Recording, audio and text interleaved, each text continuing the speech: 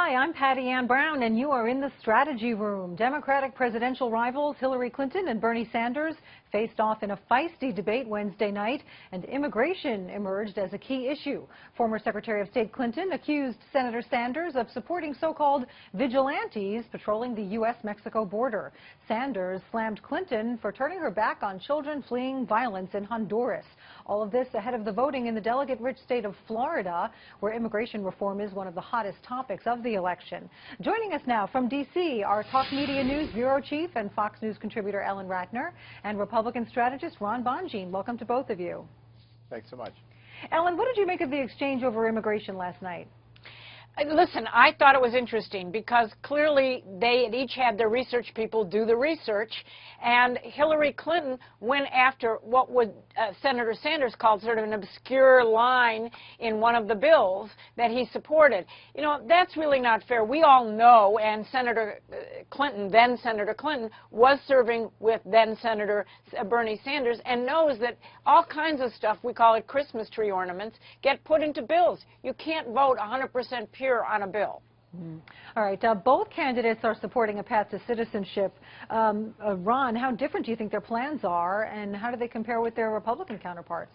Well, you know, I'd want to say, like, this back and forth between them is pretty interesting, considering that the Obama administration right now is engaged in working on deporting families and children, these folks who are crossing the border at this point, and has become a real hot issue for them.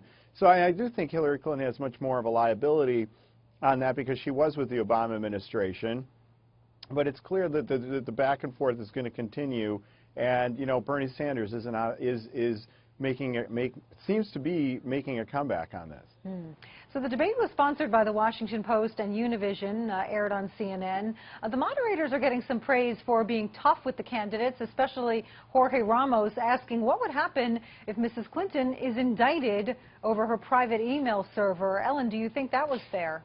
Well, of course it was a fair question. The only answer she could have given was the only answer she could have given. What are you going to say? Well, if I'm indicted, I'm going to drop out of the race?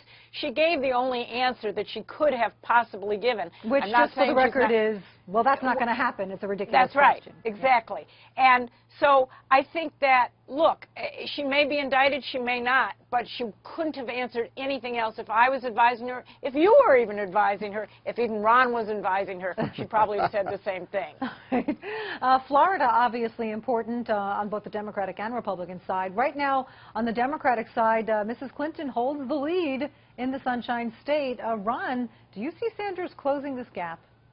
Look, it's hard to say. I don't know if Sanders will be able to close the gap, but he's still very much in the game, and this is going to be a long slog towards the nomination with no end in sight. He's got a lot of money raising off of small donors, and you know, he's still resonating with voters. So look, Clinton didn't put Sanders away last night by any means. It was a very I think Sanders came away ahead. And so this feels like a repeat of 2008, but clearly Clinton has the lead, the delegate lead this time, a massive lead.